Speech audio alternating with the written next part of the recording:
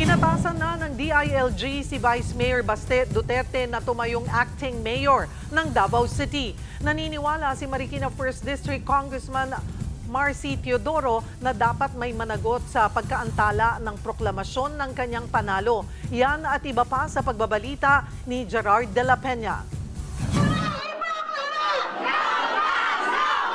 Nagkagulo ang supporter si dating Marikina Mayor Marcy Teodoro nang sumugod sa tanggapan ng COMELEC kahapon.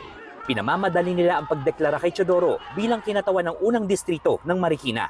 Binawi na kasi ng COMELEC ang suspension sa proklamasyon na nag-ugat sa pagkwestiyon ng nakalaban niyang si Senador Coco Pimentel sa residency ni Teodoro. Sa huli, naiproklama na rin ang pagkapanalo ni Teodoro. Kung bakit natagalan, isinisi niya yan sa kalaban. Lahat na ng pwedeng delay na gawa na. Ang tingin ko nga nitong huli, mga unnecessary delay na. At tingin ko dapat may managot.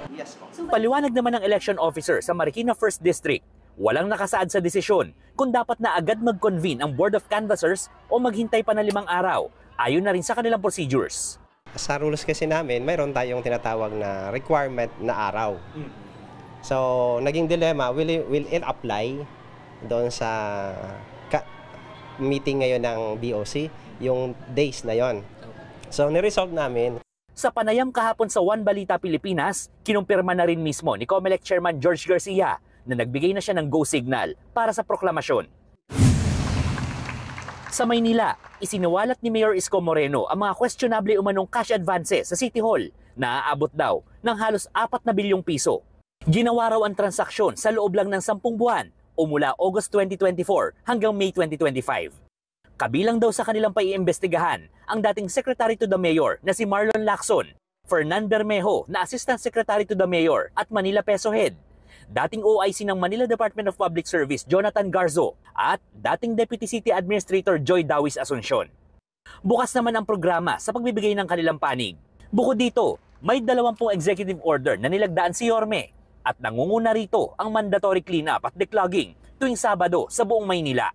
Kasama din dyan ang curfew sa mga menor de edad mula alas 10 hanggang alas 4 na madaling araw. Bahagi ito ng Make Manila Great Again na planong itaguyod ni Yorme sa lungsod.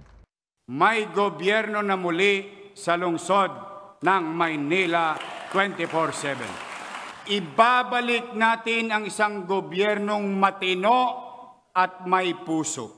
Ibabalik natin ang maaliwalas at panatag na pamumuhay para sa mamamayan. Sa Davao, formal nang inatasan ng Department of the Interior and Local Government o DILG si Vice Mayor Baste Duterte na gampanan ang tungkulin bilang acting mayor.